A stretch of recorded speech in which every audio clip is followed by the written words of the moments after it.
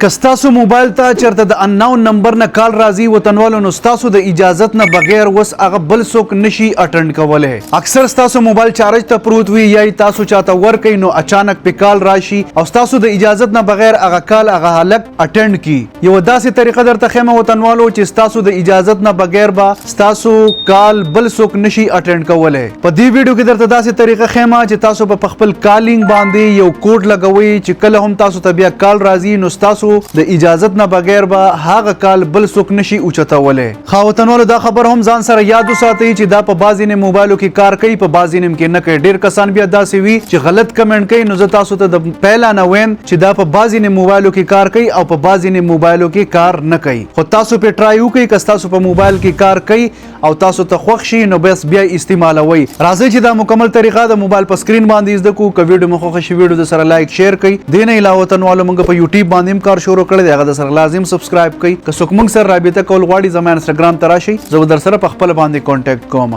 دې دپاره به تاسو خپل ګوګل کولاو کوئ او په ګوګل په سرچ کې به تاسو ولیکئ فایل VCR.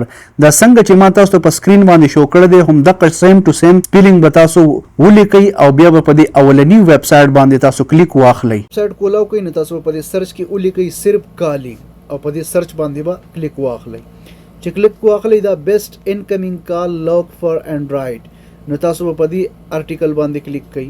دا اډ که تاسو ته شو کیږي نو دا به تاسو د دې ځای نه کلوز بیا به لاندې دا سکرول کړئ. دا تاسو کتی شي چې دا ډاونلوډ اپ په دې ډاونلوډ اپ په تاسو کلیک کړئ او دې کې چې دننه کم اپ دی هغه به تاسو ډاونلوډ دا اپ په تاسو کولاو کړئ. په دې نیکسټ باندې به کلیک واخلئ.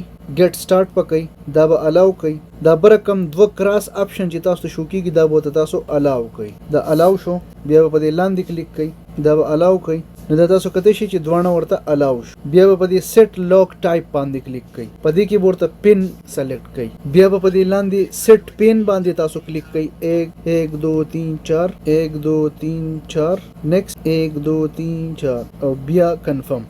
بیا به په دې انیبل لاک باندې تاسو کلیک کوي. دغه اپشن نه پس په لګ دا بیا تاسو سکرول کوي نو سیټ ایز ا ډیفالت په دې باندې به تاسو کلیک کوي. چې په دې کلیک کوي نو دا به پکې تاسو سلیکټ کوي انکمینګ کال لاک. چې دا سلیکټ کوي بیا به دې سیټ ایز ا ډیفالت باندې تاسو کلیک واخلئ. اوس زه د خپل مرګري دی موبایل ته کال کوم او ګورم چې د په دې باندې لاک شو کیږي کنه.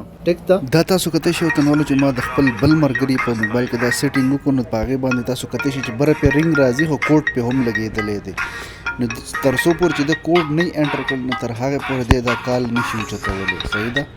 دا مې درته د ثبوت په تور باندې شیر کړو.